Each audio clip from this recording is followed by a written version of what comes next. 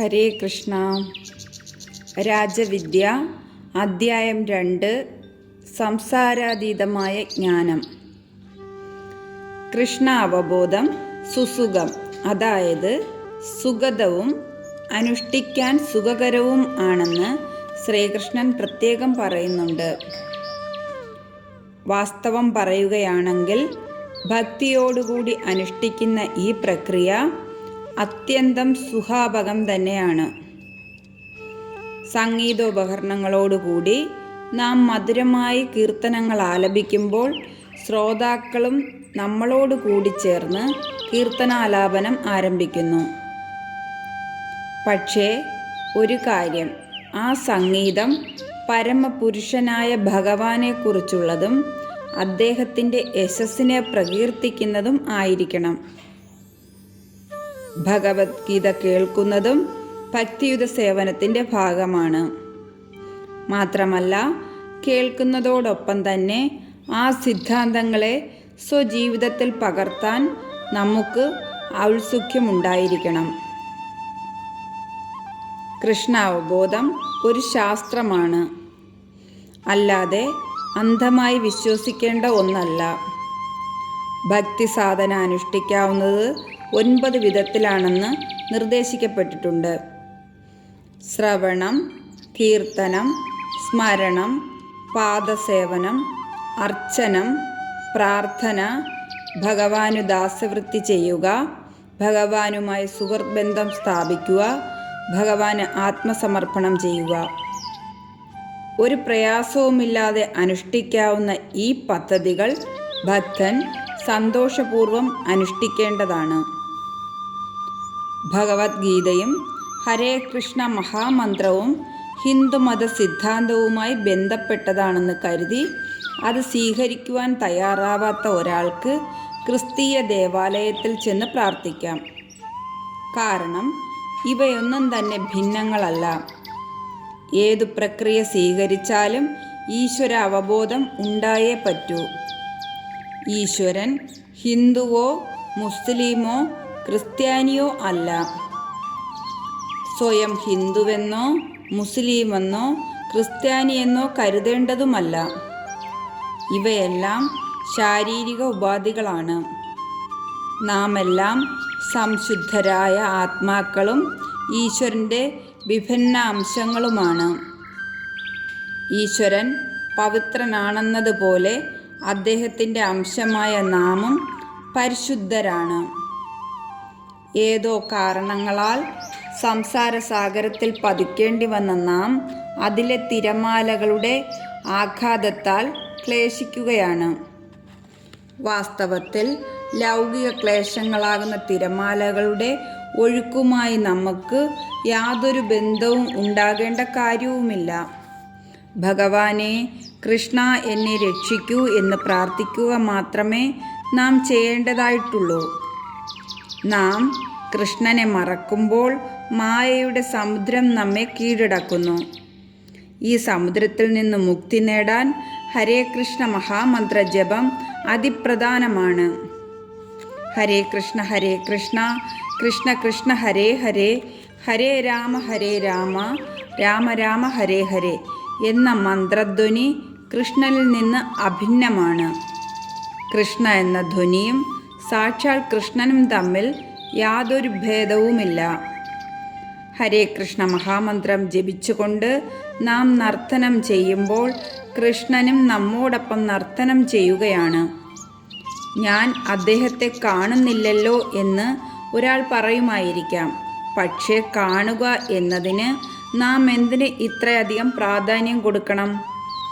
കേൾക്കുന്നത് പോലെ തന്നെ കാണുക, ആസ്വദിക്കുക, മണക്കുക, തൊടുക, ഇവയെല്ലാം ഒരുപോലെ അനുഭൂതിയും അറിവും നൽകുന്നതാണല്ലോ. പിന്നെ കാണുക എന്നതിന് മാത്രം നാം എന്തിന് അത്ര പ്രാധാന്യം കൊടുക്കണം? ഒരു ഭക്തന് കൃഷ്ണനെ കാണണമെന്നില്ല. കൃഷ്ണനെപ്പറ്റി കേൾക്കുന്നത് കൊണ്ട് തന്നെ അയാൾ തൃപ്തനാണ്. കാണുക എന്നത് പ്രധാനമാണെങ്കിലും കേൾക്കുക എന്നത് പ്രാധാന്യം കുറഞ്ഞതാണെന്ന് കരുതരുത്. ജീവിതത്തിൽ പല വസ്തുക്കളും നാം കാണാതെ കേൾക്കുന്നത് മാത്രമായിട്ടുണ്ട്. നമ്മുടെ ചെവിക്കടുത്തുകൂടി മൂളിക്കൊണ്ടു പോകുന്ന കാറ്റിൻ്റെ ശബ്ദം നാം കേൾക്കുന്നതേയുള്ളൂ. അതിനെ കാണാനുള്ള യാതൊരു സാധ്യതയും ഇല്ല. അങ്ങനെ കാഴ്ചയേക്കാളും ഒട്ടും അപ്രധാനമല്ലാത്തതും യഥാർത്ഥവുമായ ശ്രവണത്തിൽ കൂടി നമുക്ക് ശ്രീകൃഷ്ണനെ കേൾക്കാനും ശബ്ദത്തിൽ കൂടി അദ്ദേഹത്തിൻ്റെ സാന്നിധ്യം സാക്ഷാത്കരിക്കാനും സാധിക്കും. ശ്രീകൃഷ്ണൻ തന്നെ പറഞ്ഞിട്ടുള്ളത്, ഞാൻ എൻ്റെ വാസസ്ഥാനത്തോ യോഗികളുടെ ഹൃദയത്തിലോ അല്ല സ്ഥിതി ചെയ്യുന്നത് എന്നാണ്. മറിച്ച് എൻ്റെ ഭക്തന്മാർ എവിടെയാണോ കീർത്തനങ്ങൾ ആലപിക്കുന്നത് അവിടെയാണ് ഞാൻ ഉണ്ടാകുക. ഭക്തിയുത സേവന മാർഗത്തിൽ പുരോഗമിക്കുന്നതോടൊപ്പം തന്നെ നമുക്ക് ശ്രീകൃഷ്ണൻ്റെ സാന്നിധ്യം അനുഭവിക്കാനും കഴിയും. ശ്രീകൃഷ്ണന് ഒന്നും നൽകാതെ അദ്ദേഹത്തിൽ നിന്ന് സ്വീകരിക്കുന്ന കാര്യം മാത്രം ചിന്തിക്കുക എന്നത് ശരിയുള്ളതല്ല. എല്ലാവരും ഭഗവാനിൽ നിന്ന് എന്തെങ്കിലും എടുക്കുന്നുണ്ട്. അപ്പോൾ അദ്ദേഹത്തിനും എന്തെങ്കിലും കൊടുക്കേണ്ടതായിട്ടുണ്ട്. ശ്രീകൃഷ്ണനിൽ നിന്ന് നമുക്ക് പ്രകാശം, വായു, ആഹാരം, ജലം തുടങ്ങി അനേകം വസ്തുക്കൾ ലഭിക്കുന്നുമുണ്ട്. ഈ വസ്തുവകകൾ ശ്രീകൃഷ്ണൻ തന്നില്ലെങ്കിൽ ആർക്കും ജീവിക്കുവാൻ സാധ്യമല്ല. എന്തെങ്കിലും അങ്ങോട്ട് കൊടുക്കാതെ മേൽക്കുമേൽ വാങ്ങിച്ചുകൊണ്ട് മാത്രം ഇരിക്കുന്നതാണോ യഥാർത്ഥ സ്നേഹം? സ്നേഹമെന്ന് പറയുന്നത് വാങ്ങലും കൊടുക്കലുമാണ്. അല്ലാതെ അങ്ങോട്ടൊന്നും കൊടുക്കാതെ ഇങ്ങോട്ട് വാങ്ങിച്ചുകൊണ്ടിരിക്കുന്നത് മാത്രം സ്നേഹമല്ല, ചൂഷണമാണ്. ശ്രീകൃഷ്ണന് എന്തെങ്കിലും എപ്പോഴെങ്കിലും സമർപ്പിക്കാതെ നാം മാത്രമായി ഭക്ഷിച്ചു കൊണ്ടിരിക്കുന്നത് ശരിയുള്ളതല്ല. ഭഗവത്ഗീതയിൽ ഇതിനെപ്പറ്റി കൃഷ്ണൻ ഇങ്ങനെ പറയുന്നു: പത്രം പുഷ്പം ഫലം തോയം യോ മേ ഭക്ത്യാ പ്രയച്ഛതി തദകം ഭക്ത്യുപം ഹൃദ മശ്നാമി പ്രയതാത്മനാഃ യത് കരോഷി യദശ്നാസി യജ്ഹോഷി ദദാസി യത് തപസ്സിസി കൗന്ദേയ തത് കുരുഷു മദർപ്പണം. ഭഗവത്ഗീത 9-ാം അധ്യായത്തിൽ 26-27 ശ്ലോകം. ഒരു ഭക്തൻ എനിക്ക് പത്രമോ പുഷ്പമോ ഫലമോ ജലമോ ഭക്തിയോടുകൂടി അർപ്പിച്ചാൽ ഞാനത് സ്വീകരിക്കും. ഹേ കുന്തിപുത്ര, നീ അനുഷ്ഠിക്കുന്നതും ഭക്ഷിക്കുന്നതും ഹോമിക്കുന്നതും ദാനം ചെയ്യുന്നതും തപസ്സു ചെയ്യുന്നതുമായ എല്ലാ പ്രവൃത്തികളും എനിക്ക് അർപ്പിച്ചുകൊണ്ട് ചെയ്യുക. ഭക്തിയുത സേവനത്തിൽ അനുഷ്ഠിക്കപ്പെടുന്ന അന്യോന്യം ഇടപാടുകൾക്ക് പുറമേ നമ്മുടെ ക്ലേശങ്ങളെയും പ്രശ്നങ്ങളെയും നാം ശ്രീകൃഷ്ണനിങ്കൽ ഉണർത്തിക്കണം. നമ്മുടെ പ്രാർത്ഥന ഇതായിരിക്കണം: ഭഗവാനെ, അല്ലയോ കൃഷ്ണ, ഈ സംസാര സാഗരത്തിൽ മുഴുകി ഞാൻ നിരവധി ക്ലേശങ്ങൾ അനുഭവിക്കുകയാണ്. അലതല്ലുന്ന ഈ സംസാര സാഗരത്തിൽ ഞാൻ വീണുപോയി. ദയവായി എന്നെ ഉദ്ധരിക്കൂ. ഈ ഭൗതിക ലോകവുമായി എനിക്ക് യാതൊരു ബന്ധവുമില്ലെന്ന് ഞാനിപ്പോൾ മനസ്സിലാക്കുന്നു. എങ്കിലും ഈ സാഗരത്തിലെ തിരമാലകൾ എന്നെ അങ്ങോട്ടും ഇങ്ങോട്ടും തട്ടിത്തെറിപ്പിക്കുകയാണ്. ഞാൻ ആത്മീയ ശക്തിയുടെ ഒരു കണികയാണ്, അങ്ങയുടെ തന്നെ ഒരംശവും. നിർഭാഗ്യവശാൽ നാം ഈ സംസാര സാഗരത്തിൻ്റെ ഭാഗമാണെന്നു കരുതി ക്ലേശങ്ങളാകുന്ന അലകൾക്ക് വിരാമമിടാൻ ശ്രമിക്കുന്നു. എന്തൊക്കെയായാലും ഈ ക്ലേശങ്ങൾ നിലനിന്നു പോകുന്നു എന്നതാണ് പ്രകൃതി നിയമം. ഇതിൽ നിന്ന് രക്ഷപ്പെടാൻ ശ്രമിക്കാതെ അതൊക്കെ ശരിപ്പെടുത്താൻ ശ്രമിക്കുകയും ശ്രീകൃഷ്ണനെ പൂജിക്കുവാൻ തയ്യാറാകാതെയും ഇരിക്കുന്ന മഹാവിഡ്ഢികൾ ജനനവും മരണവുമാകുന്ന സാഗരത്തിൽ നിന്നും വീണ്ടും വീണ്ടും ജനിക്കുന്നു. അശ്രദ്ധാന പുരുഷ ധർമ്മസ്യാസ്യ പരം തപ അപ്രാപ്യമാം നിർവദന്തേ മൃത്യു സംസാര വർത്മനി. ഭഗവത്ഗീത 9-ാം അധ്യായത്തിൽ 3-ാമത്തെ ശ്ലോകം. ഈ ഭക്തിയുത സേവന മാർഗത്തിൽ വിശ്വാസമില്ലാത്തവർക്ക് എന്നെ പ്രാപിക്കാനാവില്ല. ഹേ ശത്രുഞ്ജയ, അതുകൊണ്ട് അവർ ഈ ഭൗതിക ലോകത്തിൽ ജനന മരണങ്ങളുടെ വഴിയിലേക്ക് വീണ്ടും എത്തപ്പെടുന്നു. മതം എന്നു പറയുന്നത് നമ്മെ ഭഗവാനുമായി ബന്ധിപ്പിക്കുന്ന ഒന്നാണ്. അതിന് നമ്മെ ഭഗവാനുമായി ഘടിപ്പിക്കാൻ കഴിഞ്ഞില്ലെങ്കിൽ അത് മതമല്ല. ഈശ്വരനെ അന്വേഷിക്കലും ഈശ്വരനെ അറിയലും ഈശ്വരനുമായി ബന്ധം സ്ഥാപിക്കലുമാണ് മതം. ശ്രീകൃഷ്ണനെ ഭക്തിപൂർവം ഉപാസിക്കുമ്പോൾ ശ്രീകൃഷ്ണനുമായി അല്ലെങ്കിൽ ഈശ്വരനുമായി ഒരു ബന്ധം സ്ഥാപിക്കുന്നത് കൊണ്ട് കൃഷ്ണാവബോധം ഒരു മതമാണ്. മതത്തെ ഒരിക്കലും യാന്ത്രികമായി നിർമ്മിക്കുക സാധ്യമല്ല. യഥാർത്ഥ മതം ഒരു പ്രാമാണിക സ്രോതസ്സിൽ നിന്ന് വേണം ഉദ്ഭവിക്കുവാൻ.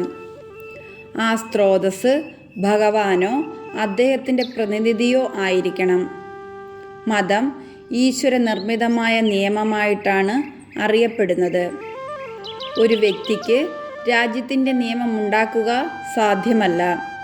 നിയമം ശാശ്വതമായി തന്നെ ഉണ്ട്. അത് രാജാധിപനാണ് നൽകുന്നത്. ഒരു വ്യക്തിക്ക് ഒന്നോ രണ്ടോ ഉപനിയമങ്ങൾ അയാളുടെ സമുദായത്തിന് വേണ്ടി നിർമ്മിക്കുവാൻ കഴിയുമായിരിക്കും. പക്ഷേ ഭരണം അതിന് അംഗീകാരം നൽകേണ്ടതുണ്ട്. ഇതുപോലെ നാമും എന്തെങ്കിലും മതതത്വങ്ങൾ ആവിഷ്കരിക്കുകയാണെങ്കിൽ അതിന് വേദങ്ങളുടെ അംഗീകാരമുണ്ടായിരിക്കണം. ശ്രീമദ് ഭഗവത്ഗീതയും ഒരു മതമാണ്. രാമാനുജാചാര്യർ, മാധ്വാചാര്യർ, വിഷ്ണുസ്വാമി, ചൈതന്യ മഹാപ്രഭു, ശങ്കരാചാര്യർ തുടങ്ങി അനേകം മഹാത്മാക്കൾ ഭഗവത്ഗീതയെ സർവശ്രേഷ്ഠമായ മതസിദ്ധാന്തമായും ശ്രീകൃഷ്ണനെ പരമദിവ്യോത്തമ പുരുഷനായും സ്വീകരിച്ചിട്ടുണ്ട്. അതിന് യാതൊരു സംശയവുമില്ല തന്നെ. പാശ്ചാത്യ ദേശങ്ങളിലും ഭഗവത്ഗീതയെ മഹത്തായ വേദാന്ത ഗ്രന്ഥമായി അംഗീകരിക്കുകയും പല പണ്ഡിതന്മാരും തത്വചിന്തകരും ഗീത പഠിക്കുകയും അതിന് വ്യാഖ്യാനങ്ങൾ തയ്യാറാക്കുകയും ചെയ്തിട്ടുണ്ട്. ആചാര്യന്മാരും പണ്ഡിതന്മാരും അംഗീകരിച്ചിട്ടുണ്ടെങ്കിലും ഇന്ന് പലർക്കും ഭഗവത്ഗീതയിൽ വിശ്വാസമില്ല. അവർ അതിനെ പ്രാമാണികമായി അംഗീകരിക്കുന്നില്ല. കൃഷ്ണൻ എന്നറിയപ്പെടുന്ന ഒരു വ്യക്തിയുടെ അതിശയോക്തി നിറഞ്ഞ പ്രസ്താവനകളാണ് ഭഗവത്ഗീത എന്നാണ് അവർ ചിന്തിക്കുന്നത്. ഇത്തരത്തിലുള്ളവരെ പറ്റി മുകളിൽ ഉദ്ധരിച്ച ശ്ലോകത്തിൽ ഭഗവാൻ പറയുന്നത് ശ്രദ്ധിക്കുക. ഭഗവത്ഗീത നിരാകരിക്കുന്നവർക്ക് അദ്ദേഹവുമായി യാതൊരു ബന്ധവും ഉണ്ടാകില്ല. അതുകൊണ്ട് തന്നെ അവർ ജനന മരണങ്ങളുടെ ചക്രത്തിൽപ്പെട്ട് നിരന്തരം വിഷമിച്ചു കൊണ്ടിരിക്കുകയും ചെയ്യുന്നു. അപ്രാപ്യമാം നിർവദന്തേ മൃത്യു സംസാര വർമ്മനി. സംസാര ചക്രത്തിൽ കുഴങ്ങുന്ന ഒരാൾക്ക് അടുത്ത ജന്മത്തിൽ ഭഗവത്ഗീതയെക്കുറിച്ച് പഠിക്കാൻ സന്ദർഭം കിട്ടുമെന്ന് ഒരു നിശ്ചയവുമില്ല. ഒരുവൻ അടുത്ത ജന്മത്തിൽ മനുഷ്യനായിട്ട് ജനിക്കണമെന്നോ അമേരിക്കയിലോ ഇന്ത്യയിലോ ഈ ഭൂമിയിൽ തന്നെയോ ജനിക്കണമെന്നോ നിർബന്ധവുമില്ല. ഇതെല്ലാം നമ്മുടെ പ്രവൃത്തികളെ ആശ്രയിച്ചിരിക്കും. ജനനത്തിൻ്റെയും മരണത്തിൻ്റേതുമായ മാർഗത്തിൽ നാം പതിക്കുന്നു. ഏതാനും ദിനങ്ങൾ ജീവിക്കുകയും ചെയ്യുന്നു. സുഖമോ ദുഃഖമോ അനുഭവിക്കുന്നു. എന്നിട്ട് വീണ്ടും മനുഷ്യനായോ മൃഗമായോ ജനിക്കാനായി മാതാവിൻ്റെ ഗർഭത്തിൽ പ്രവേശിക്കുകയും വീണ്ടും കർമ്മങ്ങൾ ചെയ്യാനായി ഒരു ശരീരം ഒരുക്കിയെടുക്കുകയും ചെയ്യുന്നു. മൃത്യു സംസാര വർമ്മനി എന്ന് പറയുന്നത് ഈ തത്വമാണ്. ഈ പാത സ്വീകരിക്കാൻ ഇടവരാതിരിക്കണമെങ്കിൽ കൃഷ്ണ അവബോധം ഉൾക്കൊണ്ടേ മതിയാകൂ. യുധിഷ്ഠിര മഹാരാജാവിനോട് ഈ ലോകത്തിലെ ഏറ്റവും ആശ്ചര്യകരമായ സംഗതി എന്താണെന്ന് ചോദിച്ചപ്പോൾ അദ്ദേഹത്തിൻ്റെ മറുപടി ഇതായിരുന്നു: അനുദിനം അനുനിമിഷം ഓരോ മനുഷ്യൻ മരിച്ചുകൊണ്ടിരിക്കുന്നുവെന്നും ഓരോരുത്തരും അവർക്ക് മരണമില്ല എന്ന് വിചാരിക്കുന്നതുമാണ് ഏറ്റവും ആശ്ചര്യകരമായ സംഗതി. മനുഷ്യരും ഷഡ്പദങ്ങളും മൃഗങ്ങളും പക്ഷികളും എല്ലാം തന്നെ ഓരോ മിനിറ്റിലും ഓരോ സെക്കൻഡിലും മൃത്യുവിൻ്റെ മന്ദിരത്തിലേക്ക് പോകുന്നത് നാം കാണുന്നുണ്ട്. അതുകൊണ്ടാണ് ഈ ലോകത്തെ മൃത്യുലോകം എന്ന് പറയുന്നത്. എന്നും ചരമക്കുറിപ്പുകൾ പ്രത്യക്ഷപ്പെടാറുണ്ട്. ശ്മശാനത്തിൽ പോയി നോക്കിയാൽ നമുക്കത് നേരിൽ കാണുകയും ചെയ്യാം. ഇന്നല്ലെങ്കിൽ നാളെ നാം ഓരോരുത്തരും മരണത്തിന് കീഴടങ്ങുക തന്നെ വേണം. പക്ഷേ ആരും അതിനെ കാര്യമായി കരുതുന്നില്ല. ഞാൻ എങ്ങനെയും ജീവിക്കും എന്ന് ഏവരും ചിന്തിക്കുന്നു. ഇതാണ് മായ. നമ്മുടെ ജീവിതം ശാശ്വതമാണെന്നും നമ്മുടെ പ്രവൃത്തികളോട് നമുക്ക് ഉത്തരവാദിത്വമില്ലെന്നും ധരിച്ചുകൊണ്ട് നാം നമുക്ക് തോന്നുന്നതൊക്കെ ചെയ്തുകൊണ്ടിരിക്കുകയാണ്. മായയുടെ കൂത്തരങ്ങായ ഈ ജീവിതം അങ്ങേയറ്റം അപകടം പിടിച്ചതാണ്. മരണം നമ്മെ പ്രതീക്ഷിച്ചിരിക്കുകയാണെന്ന് നാം മനസ്സിലാക്കണം.